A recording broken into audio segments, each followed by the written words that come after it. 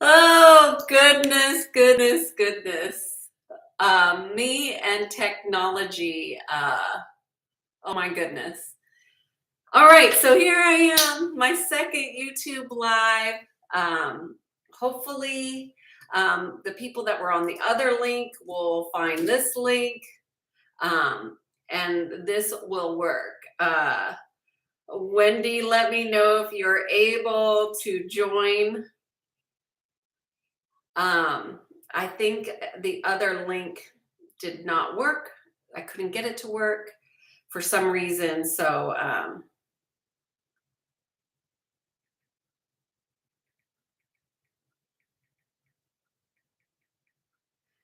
we'll see if this works. Yay! That's a bummer. I couldn't get the other link to work. I don't know why. Um, technology, and me. I'm learning. It's an evolution, and right now I finally got on. Okay, so today's discussion is going to be about blame, suffering, and possibilities.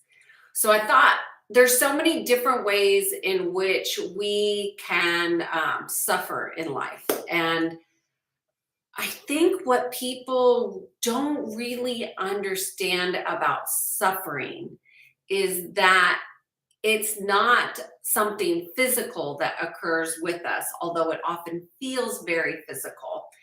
It is, I feel like I should pause until I can get this link out.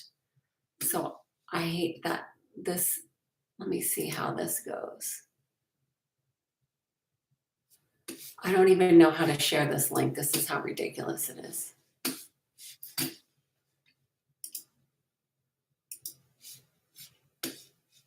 Well, I'm sorry.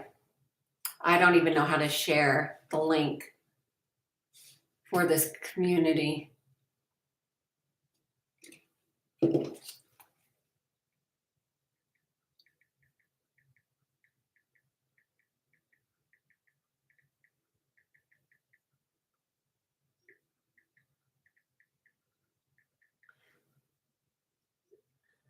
Okay. I do not know how to share this link, this live link. Oh, I'll have to learn that.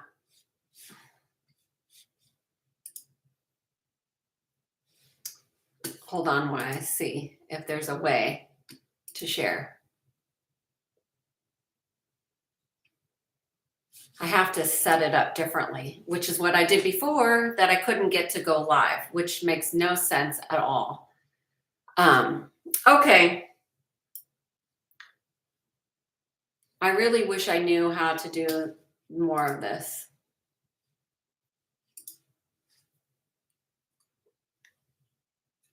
Let's see.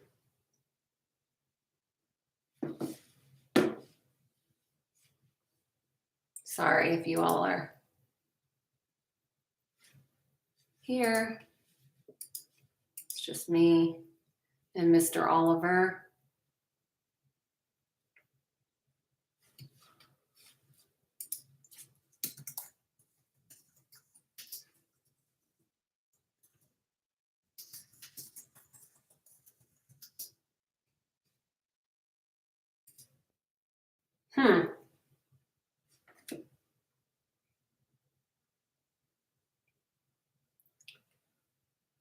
All right. Yay. Somebody else found me. A couple other people. Yay. So I messed up and I couldn't get the live stream that I scheduled here to work. So thanks for finding me because I couldn't figure it out. And I obviously could not figure out how to send a link. So I'm technically challenged to say the least. But this is going to be worth the effort because this is my second YouTube live, and my hope is to do this more often. One, because there's no editing involved. Two, because it's a conscious stream. 3, I can answer any questions that you may have in the moment that we are all here together. And it'll be available for others on the replay. Um, 4, I think I'm just much more energized when I'm not sitting here talking to a stream all by myself, although I am in the room all by myself. So this is the rainbow room, and you can see the carpet is very bright. It's the rainbow room. And this is where I do most of my work, although I will tell you all that I work 24/7. I'm always in communion. So today I want to talk about suffering and blame and possibilities. And okay, so I'm going to start all over and say that I think when I was creating this, I wanted to go along with the theme for the energy recalibration, although this information is going to be very different than what comes through for that group. But suffering is something that a lot of people do, and they don't really understand the way in which they are doing this. And the lack of understanding really perpetuates it. So I thought I would talk about how suffering shows up physically, mentally, emotionally, spiritually. And then I thought I would let you all know how blame works into that. And then share, like, link all the possibilities that can occur when we have an awareness about how we're suffering. So I thought I would start with physical suffering because a lot of people have physical pain, and physical pain could feel a lot like suffering.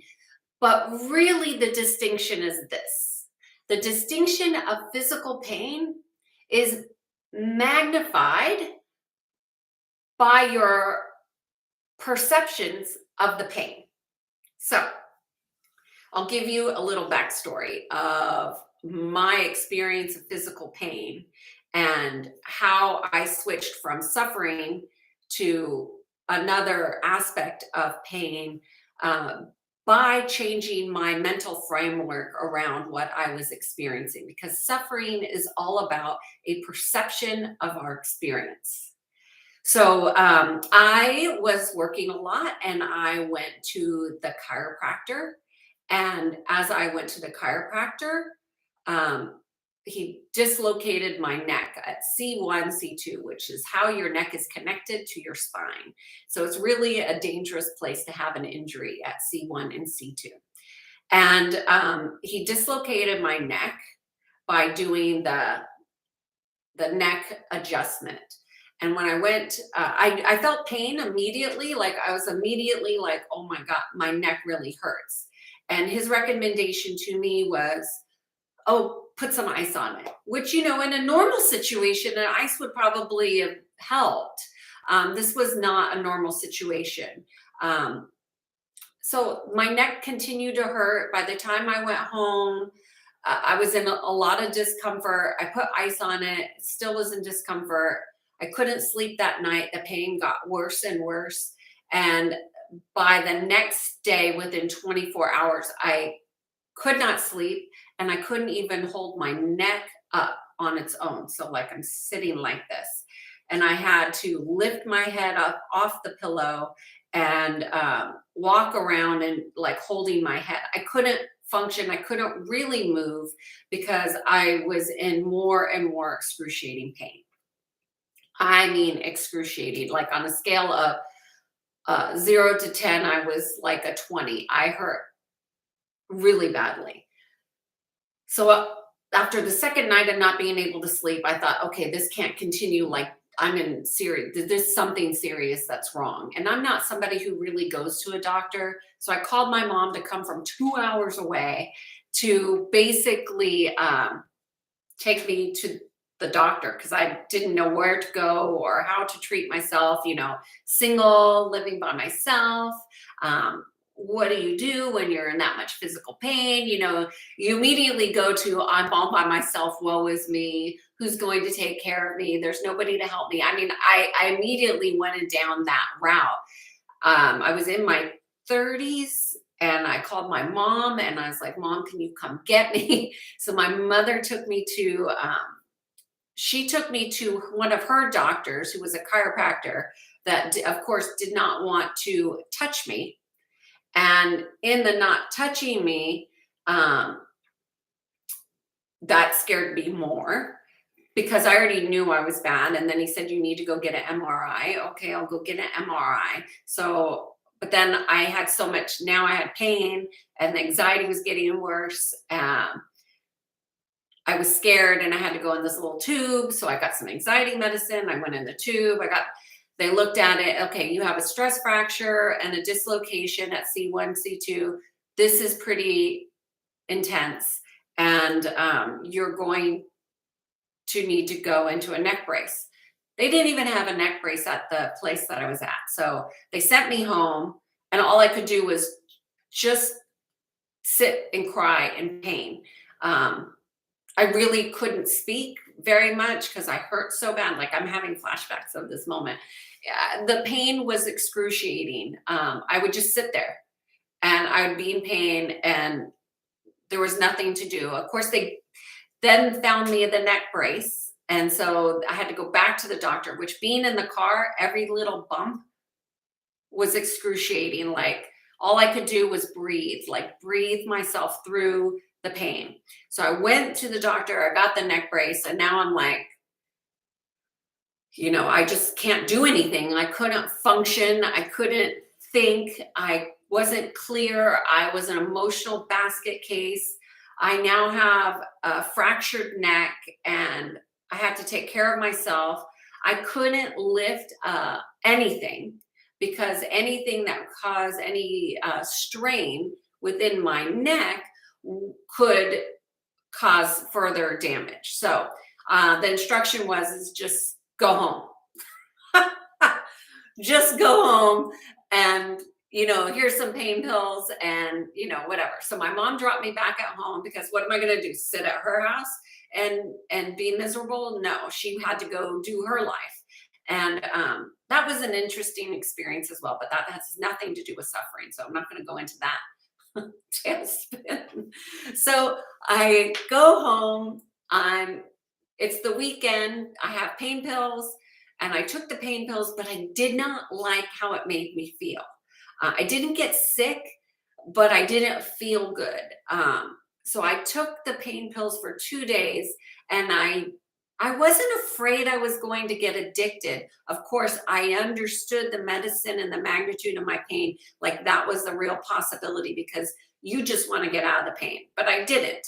And I couldn't take it anymore. So I went off the pain medicine and I would just literally just cry as many tears as I could possibly cry until I couldn't cry anymore. And then I would just sit there in the pain. And you would go down through this whole spiral of, my life sucks, I suck, this sucks, what am I going to do? I can't even go to the grocery store. I cannot drive. I can't do anything. I had to hire an assistant to help me just get groceries and do business work to keep my business going so I could get the help that I needed and hope that eventually the pain would go. So what did I do when I was in so much pain?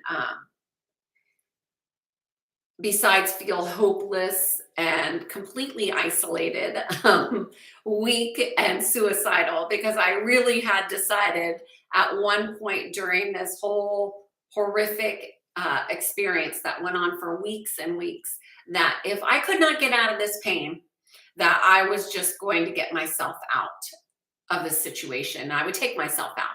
And I was bleak. And I knew, as somebody who had done helpline work and helped people who were suicidal, that my thought process and the pain was going to be detrimental. So I made a conscious choice to make a list, like, oh, if I ever get out of this pain, what am I going to do? So I started making a plan for my future based on the pain that I was in. What are the things that I'm going to do differently? How is my life going to be different? How do I want to be different when this pain ends, because I consciously knew that if I stayed in the spiral of the mental turmoil, that I would get out of pain and the suffering would overwhelm anything physical that was actually occurring.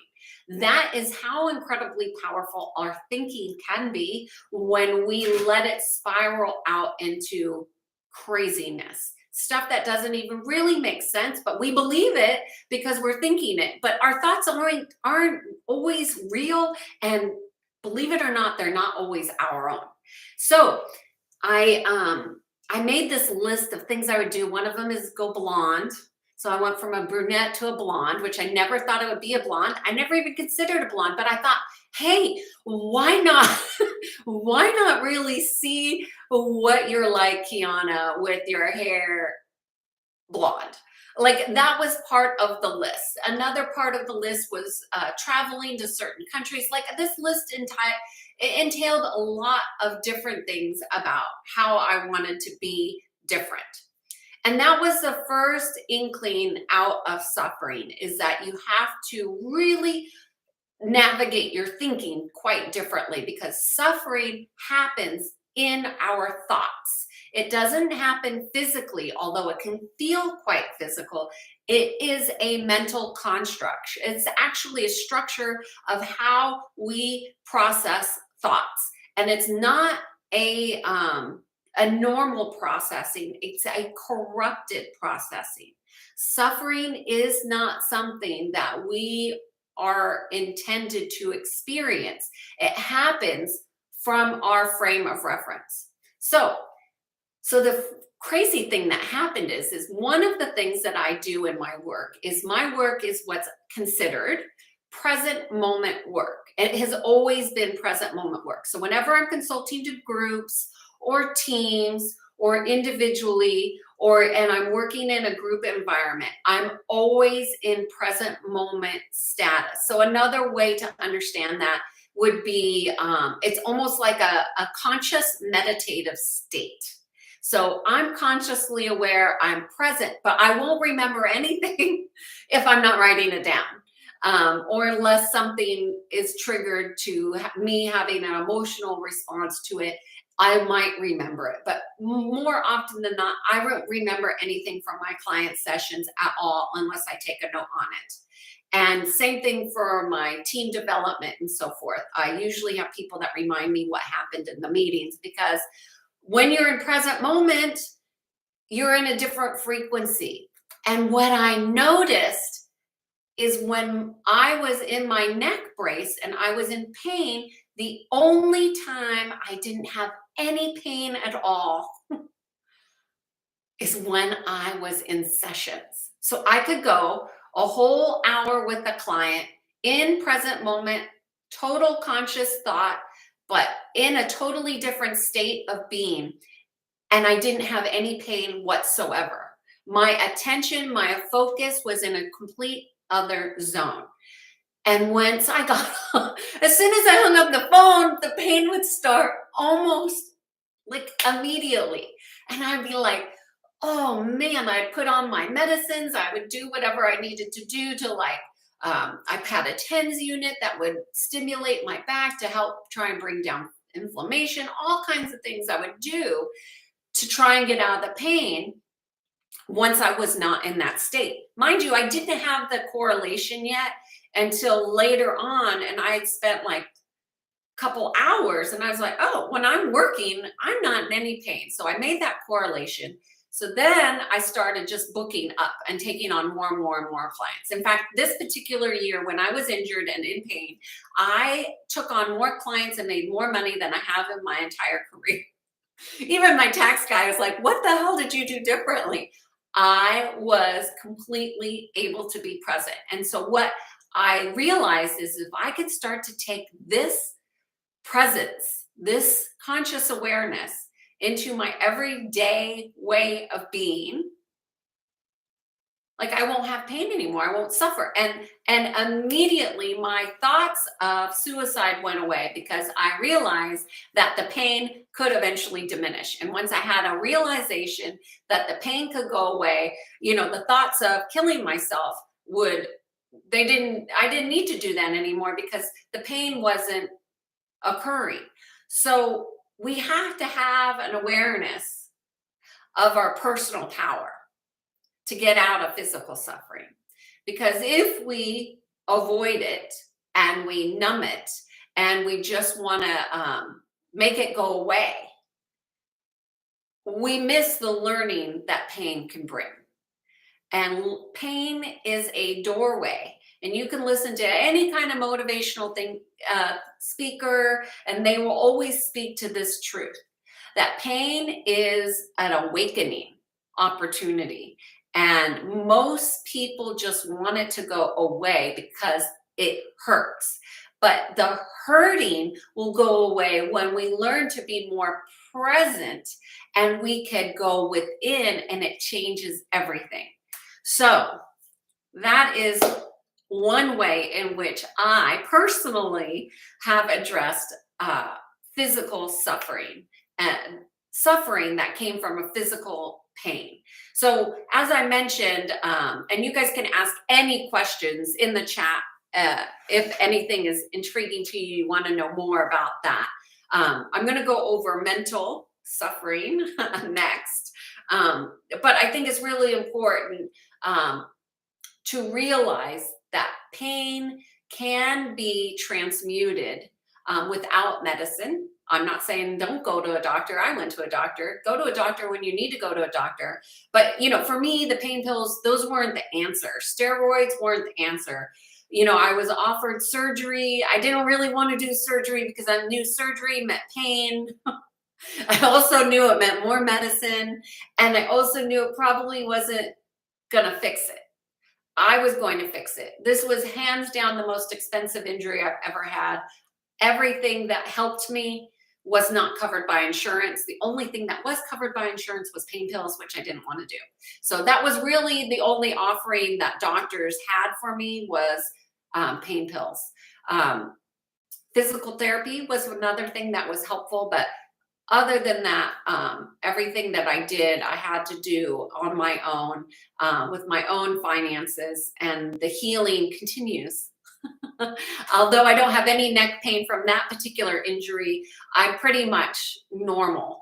I don't do certain things, like I don't go on roller coasters anymore, not because I can't, but because I don't want to do anything to rattle and adjust an area that was traumatized, because there is cellular memories, and I didn't want to activate that.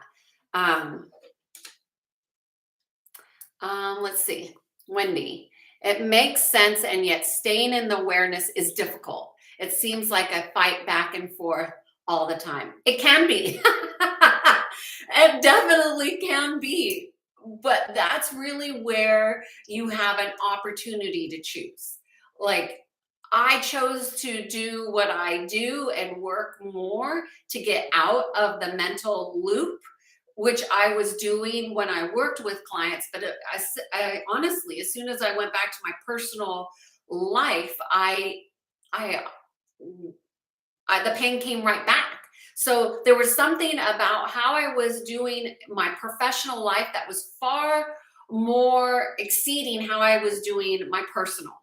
And I bet you give really good advice to your clients or customers, or however you describe the people that you work with. But do you take your own advice? And this was really about me having an awareness, like, oh my gosh, I was in such excruciating pain that I had to actually decided, like, gave myself a time, like, if you don't get out of pain by this time, which I don't recommend that. That's not good, but I'm really analytical, and I was not going to continue in the agony. But when I realized that my agony and my suffering, and I didn't have anybody like me to help me.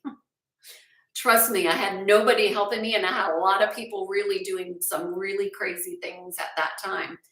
But what I learned is my power when I was present far outweighed anything that was occurring outside of me, or that could have even helped ever. And so you have that too. And you have that ability. This is not unique to me. This is not unique to me at all. This is unique to people who want to really be powerful, because we are far more powerful than anybody will ever tell us. But I promise you that there are people in your life and that know you and that are probably intimidated by you in some way. And when we have that kind of internal power, that presence, not everybody is supportive of you being in your power, but you have to recognize and foster that within. And then you just become stronger and more attuned. So you have to recognize, okay, I'm fighting here. Is that what I want to continue to do? And then you learn how to surrender. And surrender is something they teach in, I don't even know if they teach it, but they talk about it. I know they definitely talk about it in AA.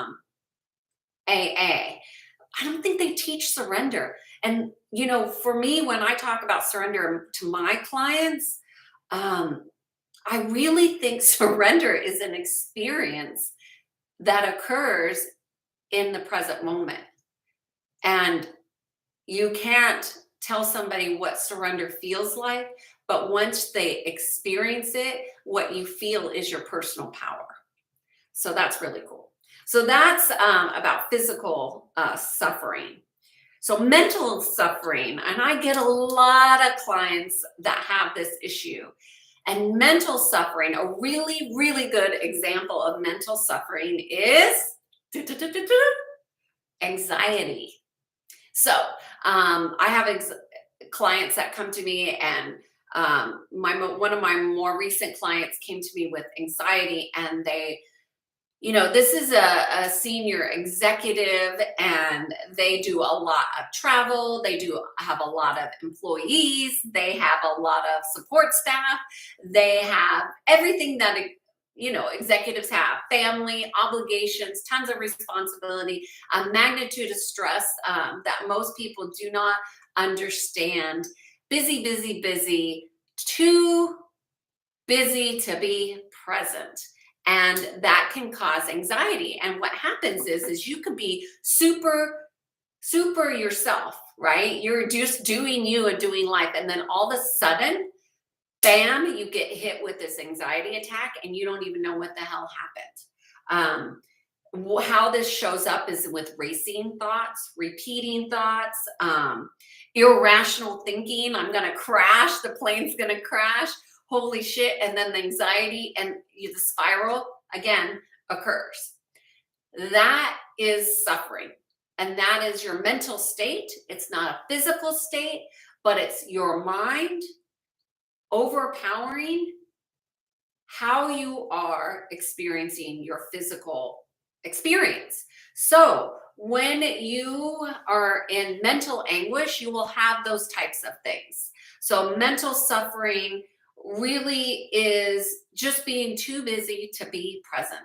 And this particular client went through my peace program, and they can't even believe how much space is in their mind to consciously choose. And now they're consciously choosing to not follow the same rules that they had set for themselves 2 weeks before. Now, I didn't do that. I didn't tell them to break the rules. I did not suggest that even slightly, but that's what emerges when you are willing to let go of those mental constraints and that busy schedule and keep yourself from being present. So what you get with that is more conscious choice. So you have to recognize the repeating thoughts. You have to recognize the irrational thinking. You don't just recognize it and say, oh, I'm having that thought. You have that thought and then you connect it with, that doesn't make any sense. And you make a choice to stop it if you can. Now, there are a lot of things that go on in the background of your mental thinking that may make it very challenging, excruciatingly, painfully challenging to think differently. because of how your structures are aligned and operating. And if you are finding that's the case for you, the Peace program is a very good program to help with that. And it immediately gives you space. And when you have space within your thoughts, you can make a conscious choice. See, that's what I had to do when I was in so much physical pain. I couldn't do anything. All I could do is cry and sit there. Cry. Oh, and I shopped. I did a lot of online shopping, but I'd cry and sit and woe was me. And I'd go through these spirals. And then when I recognized that this wasn't helping me, I made a conscious choice to do something, like make a list. What am I going to do when I get out of this pain? And I wish I had that list still. I mean, I have it mentally, but I'm sure the one thing that's most noticeable is my hair and travel. But the thing is that you can't make a conscious choice if you're not recognizing the patterns of thoughts that are going and looping. So mental suffering is identified through your thinking and your thought patterns and the looping. That's one way in which you could do that.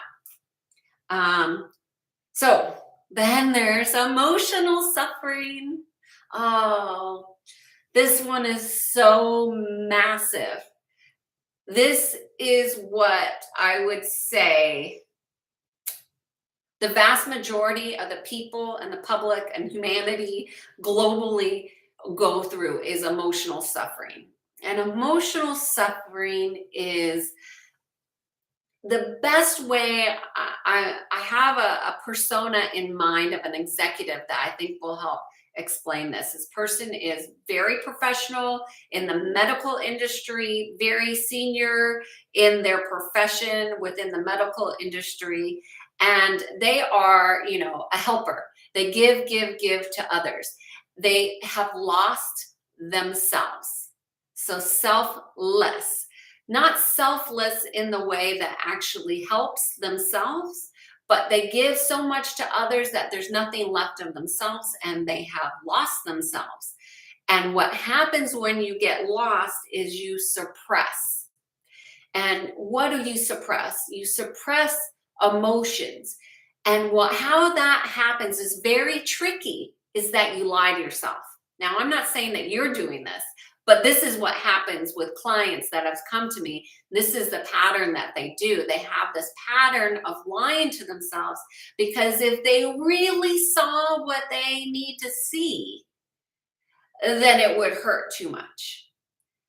I'm not sure it would hurt more than they're actually hurting. But putting others before the self is not the best strategy. And we see this with mothers all the time, where they give to their kids and they give to their family. And then all of a sudden they wonder what happened to their marriage that fell apart and why their kids hate them because they're in everybody's business. And they have become totally involved in everybody else because they have disconnected from themselves. So this is one of, not the only, but one way in which emotional suffering occurs. It occurs when we suppress, repress, or lack of an acknowledgement of the emotional body, the emotional experience. And like I talked to a client this morning about this specifically, like it's okay to your kids have tantrums. Do you ever allow yourself to have a tantrum? Do you ever allow yourself to just kind of have a woe is me meltdown, end it, voice yourself? And there's a therapy called Gestalt therapy. You emote, you just say what you got to say out loud, and then you let it go. But when we're in a repressed, suppressed state, and sometimes depressed state, we do not let things go. And what happens is that gets stored in the body, and that becomes physical pain if we don't pay attention.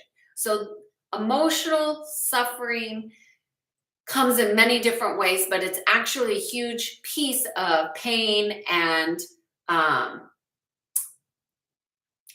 suffering and suppression. And the best way that you can get out of that is, to make a decision to do something differently, right? I mean, all of these are about doing different aspects of putting things into a different action. You can't keep doing the same thing and expecting a different result. Um, so, any questions, let me know.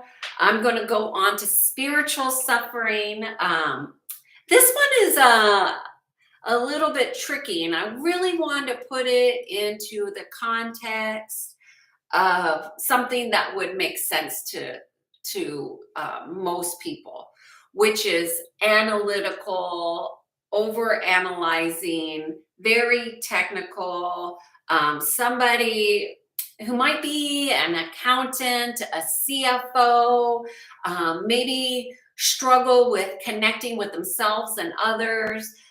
These types of people traditionally really they can't figure out the spiritual aspect of themselves because they tend to compartmentalize. Engineers do this, very technical professions tend to do this. That doesn't mean they don't have a spiritual aspect of themselves, but typically spiritual suffering is brought on from a radical event that may tear down everything that you thought was possible. So it's basically like a disillusion of a reality that you thought was true and that you completely bought into it, hook, line, and sinker.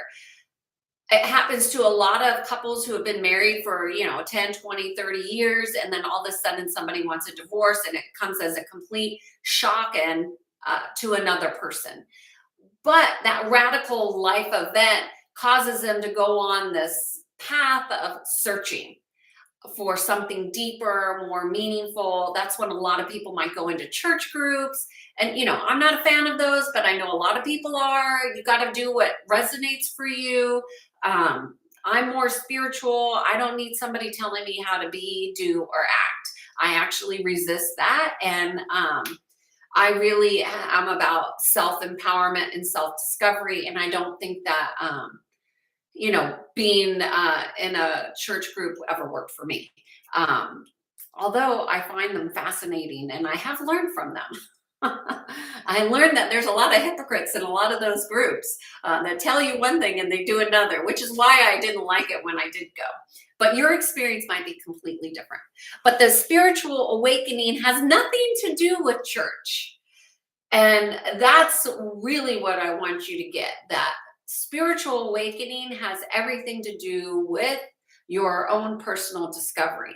And the lack of doing any kind of reflection or being present or having awareness.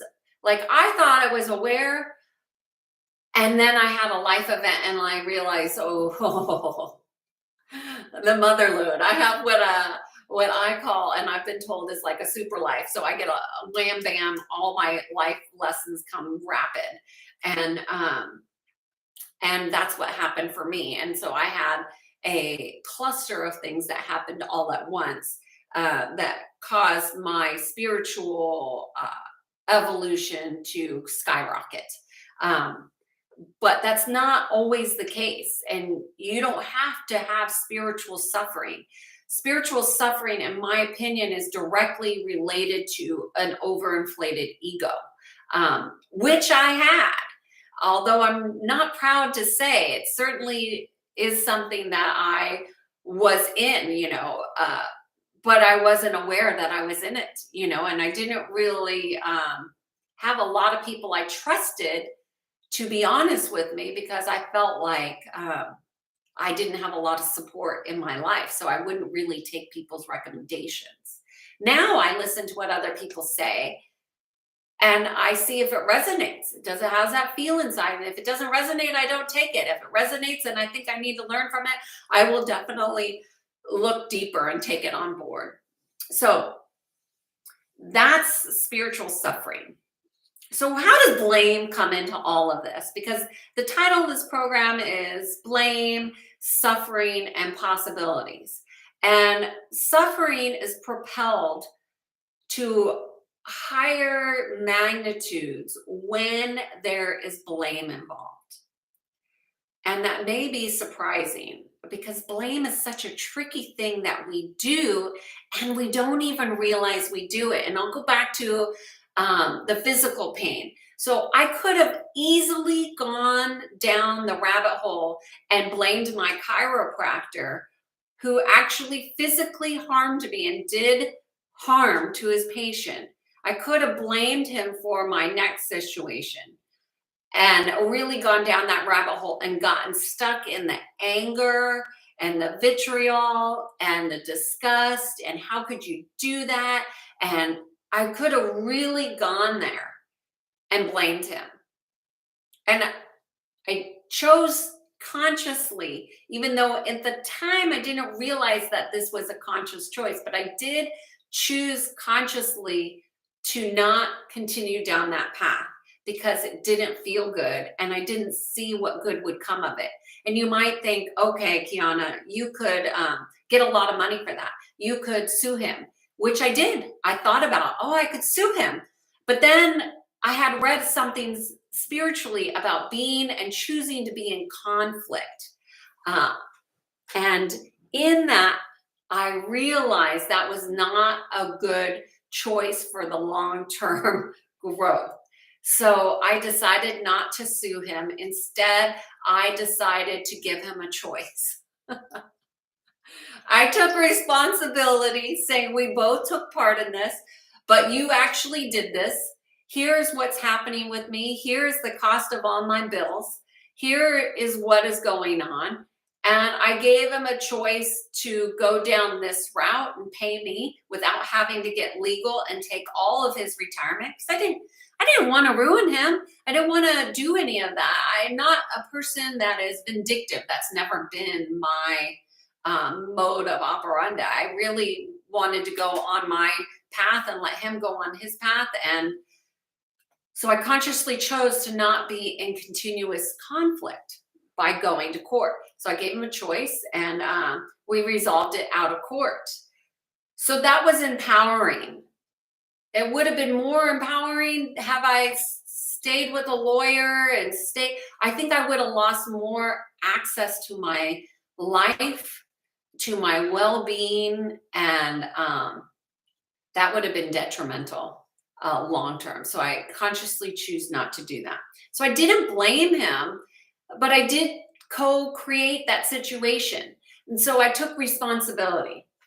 But what is blame really? Blame is a lack of responsibility. It's a lack of empowerment.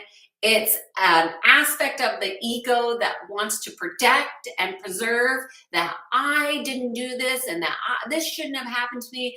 And there is a bit of victimization that goes on with that, if not more. And what happens when we do that, we get defensive and then we lose.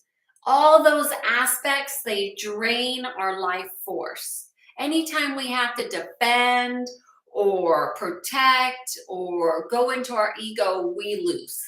We lose our life force energy. It's not something that lifts us up. It's something that depletes us. And more importantly, it actually re-engages us with the mind. And the mind is a tricky thing because it can really mess with how you are seeing your reality. And that's really important to understand. So blame is equal to a lack of responsibility. Whenever you are not taking 100% responsibility for your relationships, your role, your life situations, your current work situation, anytime you don't take full responsibility and own it, you give up access to your power to change it. So there's an exercise that I recommend to those who are willing to try, which is to take responsibility for absolutely everything for 24 hours.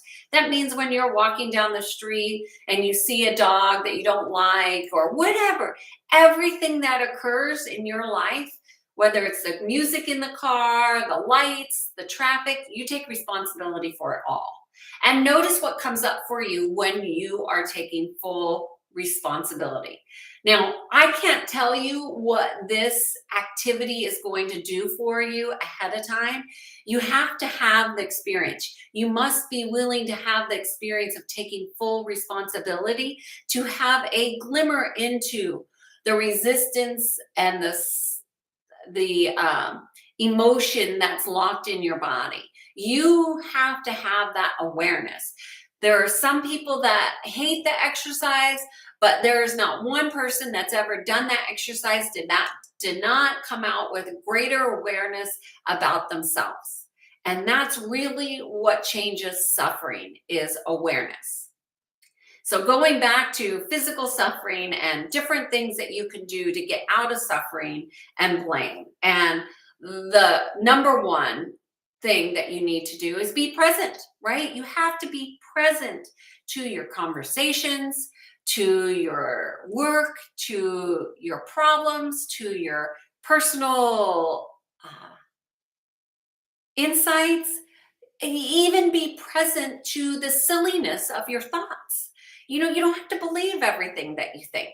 You know, you'd be silly to believe everything you think. Think of how much you think about. That makes absolutely no sense at all and is completely unfounded in any facts. Like, we tell stories in our head constantly. So be present to the stories. Look at the ones that don't make sense. Actually acknowledge them. And that allows you to step into conscious choice. Once you have awareness, then you go into conscious choice, and then you can make a decision like, I don't want to think that anymore. I was going to drop the F-bomb. I don't want to do that anymore. I do not want to think that thought anymore. Now, that's not like a piece of chocolate where you continue to think it. What happens is you have that thought and you recognize how much you're thinking that thought. And then you see how much energy it's taking and consuming. And then you realize, no, I have to be smarter. I have to have a different strategy of how I'm going to approach my thinking. Because you can't approach your thinking the same way in which it was originated. You must evolve. And the only way to evolve is through accessing higher levels of consciousness, by really deciding to be and do differently, put things into action that actually change how you experience, change how you feel, change how you are. So one of the things when I was talking to a client earlier this week was that they really enjoy dancing, but they don't dance when they're not happy. And they're not happy a lot of the time. And so my suggestion is you just need to dance more. You need to be silly. You need to find that playfulness because it's in you. And allow that experience of being in joy to change your thinking. Let it start with a moment and let that moment expand into minutes and let those minutes expand into hours. And that's how you expand. You don't pretend things don't exist. You just expand in a totally different way. So my suggestion is that if you're having these elements of suffering, that you make decisions to put action in place. So you become present, you make a conscious choice, and after you make a choice, you put a decision behind it, and the decision propels momentum and action. Otherwise, what happens is a radical life event to which your mind can't even conceive of in this present moment. But it will be dramatic, and it will hurt, and it will be beyond imagination of pain and suffering. And I don't want you to have to go through that. Although pain is a good teacher, and I'd be here to support you and to love you through it, but it doesn't have to be like that. So, any questions about physical, mental, emotional, spiritual suffering or blame? I have a couple of you in here. Any questions? Any thoughts?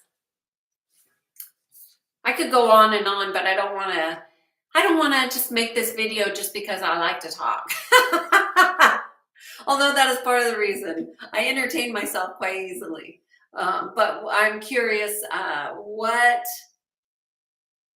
questions you might have about suffering, blame, empowerment, decision making, conscious choice, presence, anything, any topic that you have a question on. Let me know in the chat.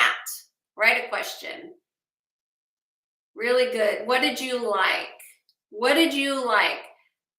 Which one did you like? Which one stood out the most to you? Physical, mental, emotional, or spiritual suffering? Because I have more stories I would love to share, and it might give you a new angle in which to see it differently. Anyone stick out the most? Suffering appears to be at times necessary to evolve. I would say suffering is not necessary to evolve. Suffering is a mental struggle. It's a mental struggle. It's not a physical struggle. It actually convolutes what's actually happening in reality. So suffering is a distortion of reality. And so it is not necessary to evolve.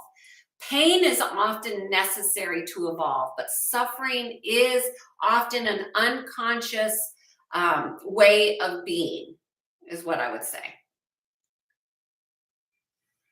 The idea of blame, no questions. The idea of blame, how we blame. Okay, so I have a lot of stories about how we blame.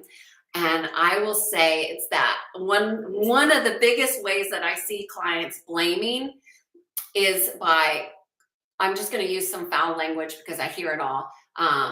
My sister-in-law's a bitch.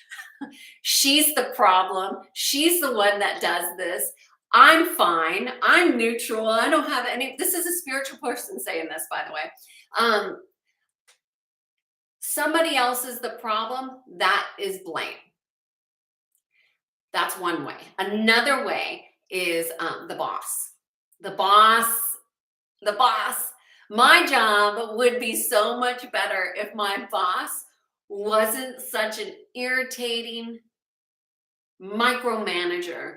If they didn't do that, I wouldn't have this suffering in my job. If they didn't put those unrealistic expectations on me, I wouldn't have this horrible experience.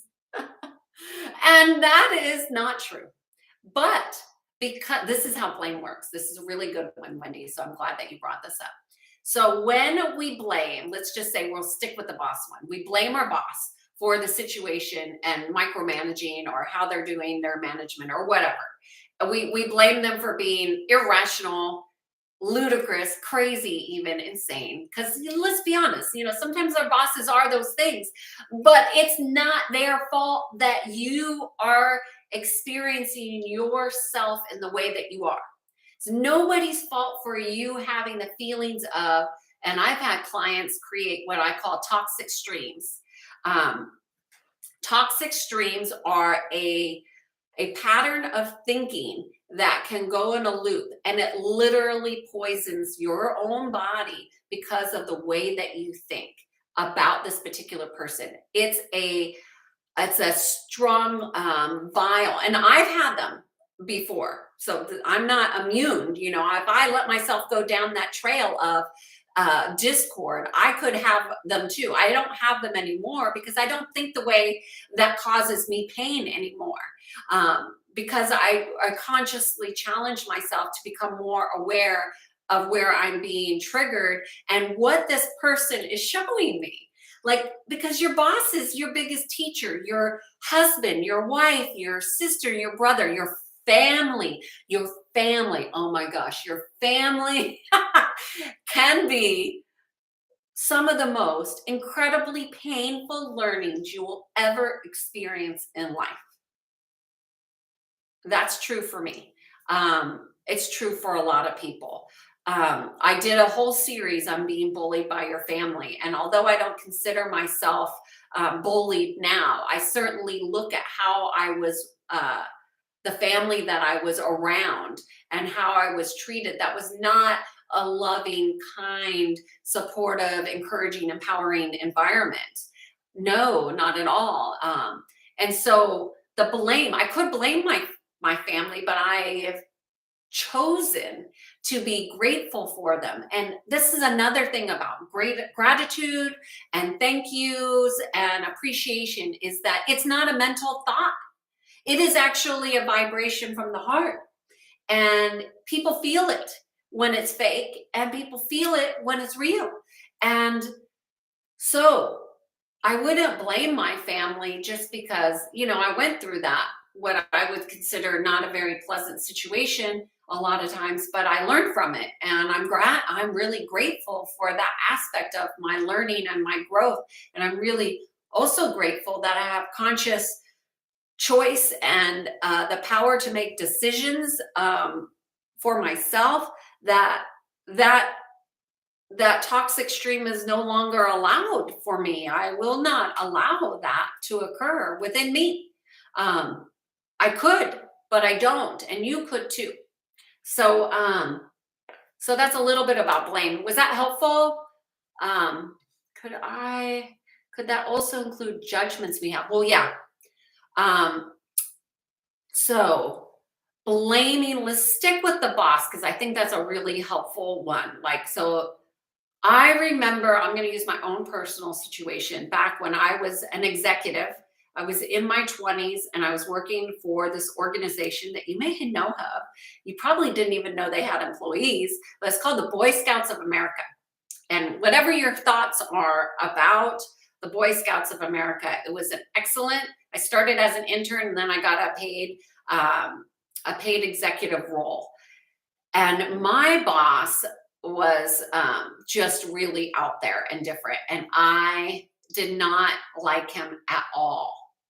And at the time, I decided to go to therapy, and I would go in there and I talk about this with my therapist, and I would basically vent and spew how ridiculously dumb this guy was, blah, blah, blah. And I would judge him for his poor decision making. And how could he make those decisions? And I don't understand that, because as an analytical person, I like to understand things. And that is a construct of the mind and the thinking. And whenever we're stuck in the mind and thinking, we tend to disconnect from our heart. So there's that. And so it took many years before he and I became friends. And he actually became a friend of mine. And unfortunately, he died while we were in communication to meet up for lunch. But I was always grateful for how he showed me who I was. And this is the thing about the people that we have strong feelings about, is that they are showing us a part of ourselves that we may not want to see, and that we dislike, or that we judge, or that we have not embraced. And they're teaching us. So if you look at people who bother you as a teacher, then you have an opportunity to learn and grow. I happen to value learning and growing. That's like one of my top values. So it's easy for me to take these situations to go, okay, well, what do I need to learn from this? Because I don't want to keep repeating patterns, because I did that for the first part of my life, and I don't want to do that for the rest of my life. I want to have adventure and excitement. And you can't have adventure and excitement and be in the comfort zone. You can't know it all. You can't be it all. You have to decide to be different. And learning is how you get to be different. So let me see if there's any more questions here. Yes, judgment. I just blamed the organization today in a discussion with a colleague. So look at what the organization is.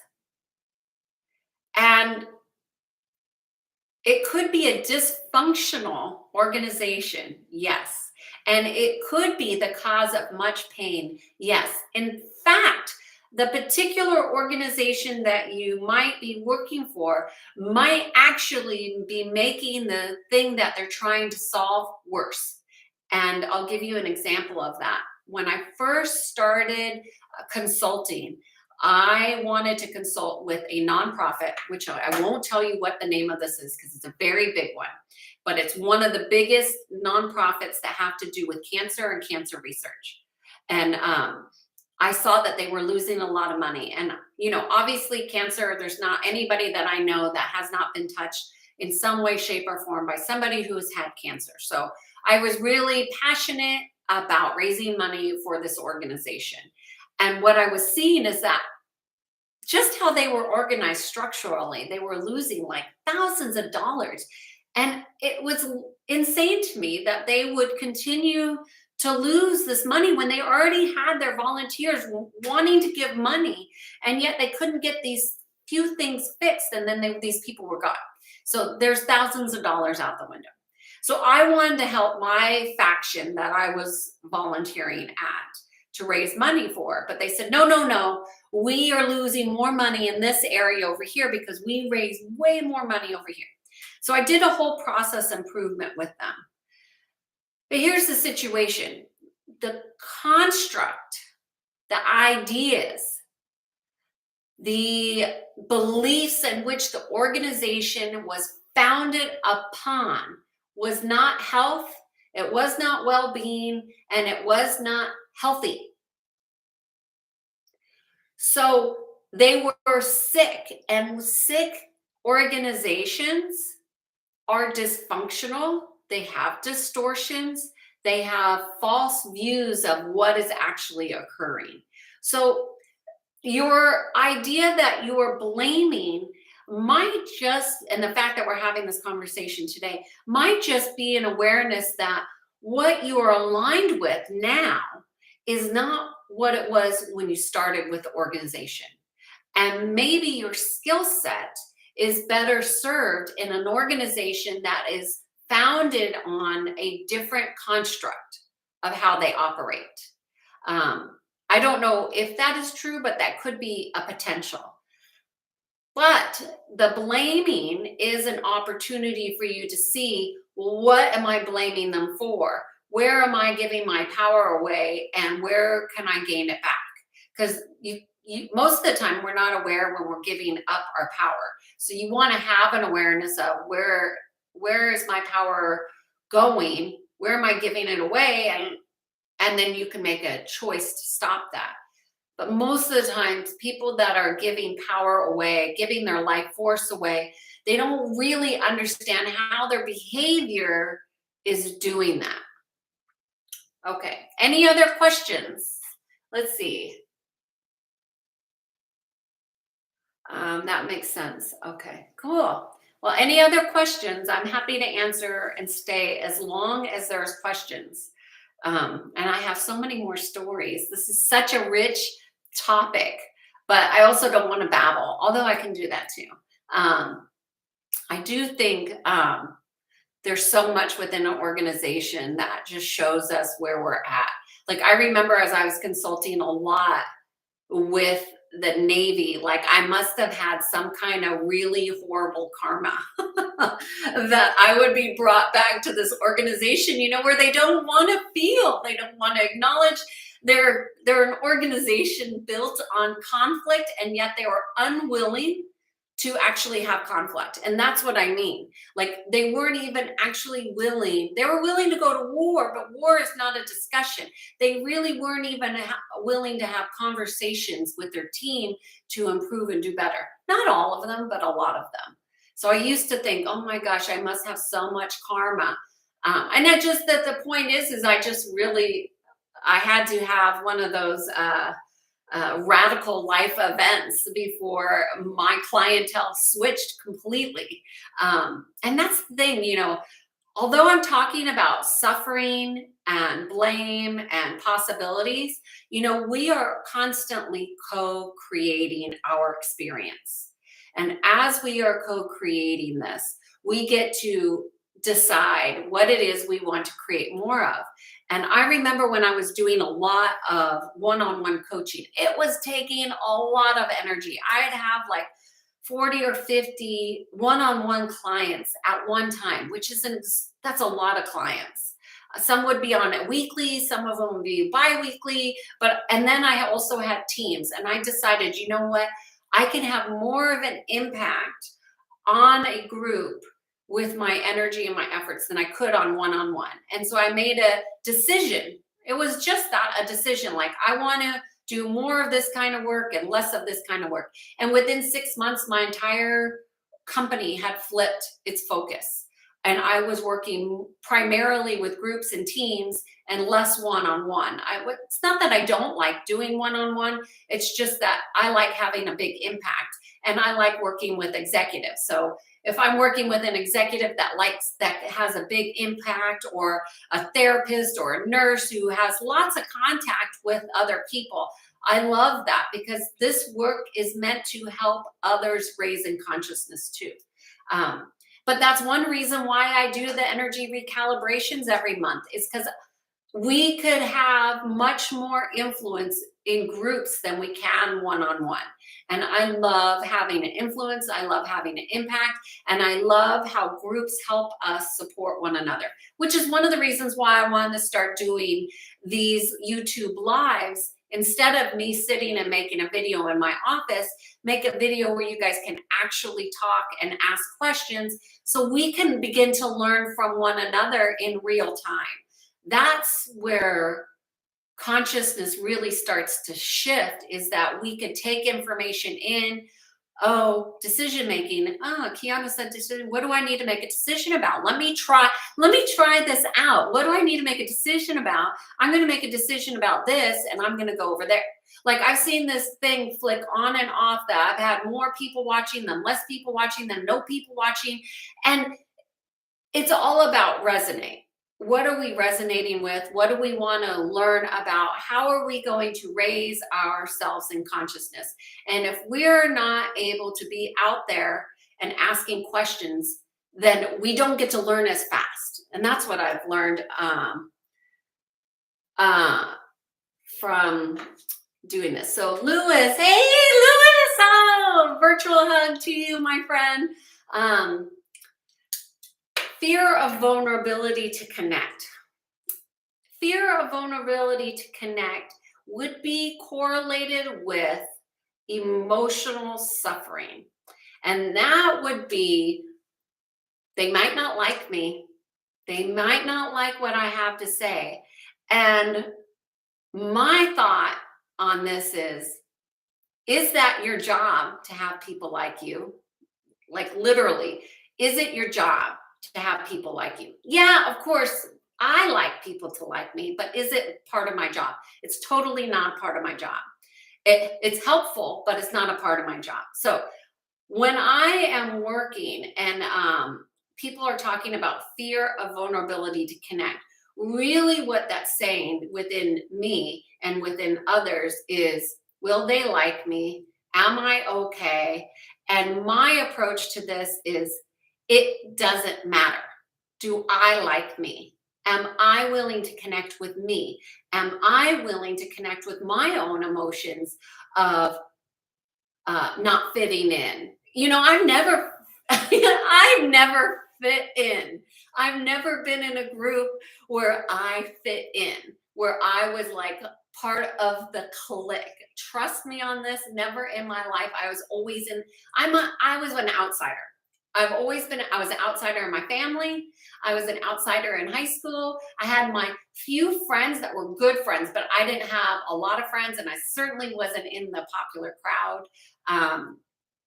I could go to the popular crowd, but I was not one of them. You know, that I didn't resonate. I didn't click. You know, so what does it say that we're trying to fit in with a group of people that, you know, if we took time to get to know them, the question really is do I want to be with them?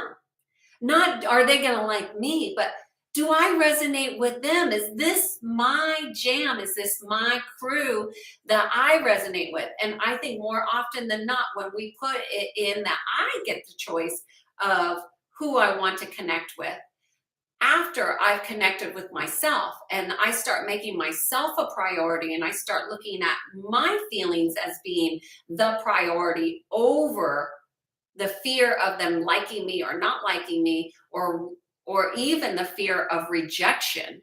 The fear of rejection is huge. Who wants to be rejected? Nobody. There's nobody that wants to be rejected, and yet it happens. But what meaning are we giving to that rejection? And I think that's where the real learning comes in, is what meaning are we getting from our experiences?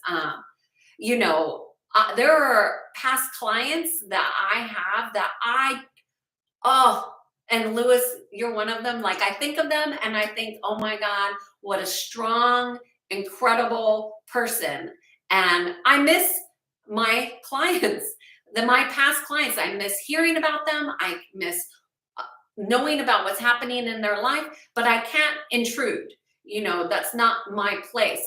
A relationship is reciprocal, and you can reach out, but if people don't reach out and connect with you, then that doesn't mean there's something wrong with you. It just means maybe there's a resonance for that time, that place, and maybe that relationship ran its course, or maybe that relationship needs to evolve to another level.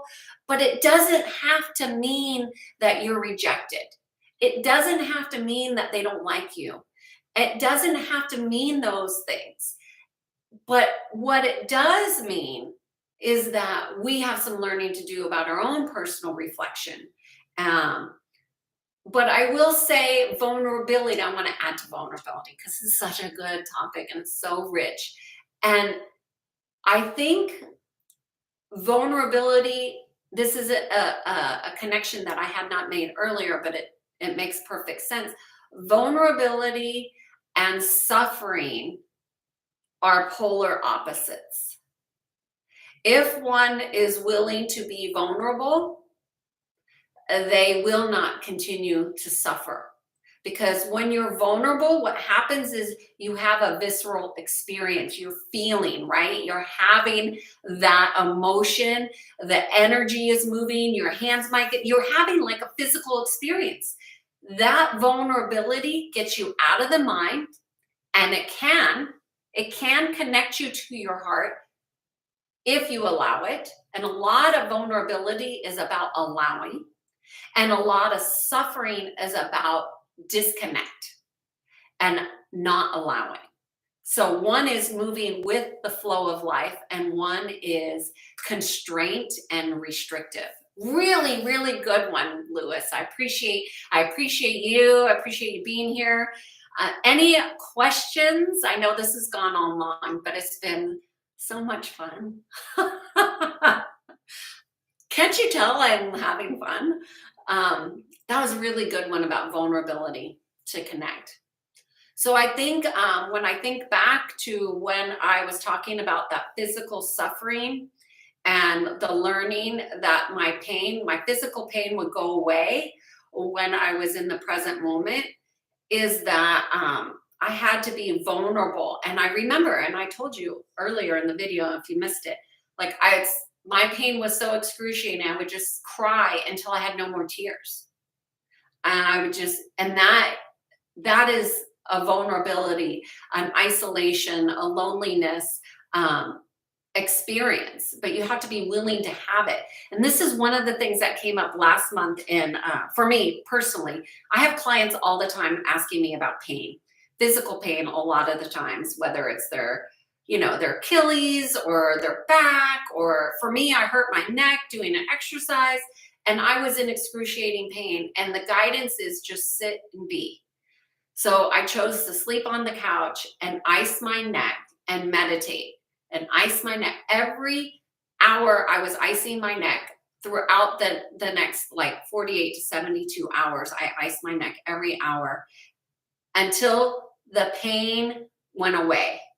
And when the pain went away, I realized that it's a different presence. So I just ice and meditation. I meditated, and I didn't always want to meditate, but I would do it anyway. And I didn't always want to be still, and yet I would do it anyways because I knew that was my doorway out.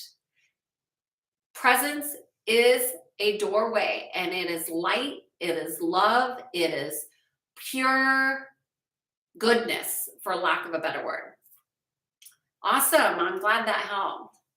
All right, I got virtual hug back. Thanks so much, Lewis. I really appreciate it. Wendy, Oliver, Lewis, any other questions about this topic or any other topic that you're interested in? Happy to go off the rails. You know me, I don't mind going off just a little bit. If there's another topic that you have a question, okay, Wendy, bye.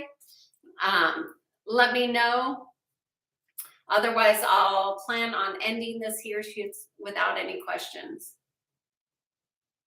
Yes, I plan on offering these live YouTubes. I would really like to grow these live chats because I do think it offers us a way to connect and get our real-time answers to questions. So if you have a topic that you're interested in, you can let me know below, or you could just leave it up to me and I can come up with it. But I would love to speak on something that resonates for you all. And I appreciate you being here. I appreciate those of you who are watching on replay. And it's been so great to see you all and the virtual hugs. So much love for you here. And until next time, next month, around this time, I'll put another reminder on there for you all. And it'll probably be in the evening time, but I don't know when. So until then, cheers. Have a great month. I cannot believe we're in June. Remember to be present, to make conscious choices, to take those conscious choices and put them into something called a real decision that puts things into movement and momentum. And you will find that suffering is no longer a part of your life. And cheers to that. Cheers to being present. Cheers to being in sync. Love you guys. Talk to you soon. Bye.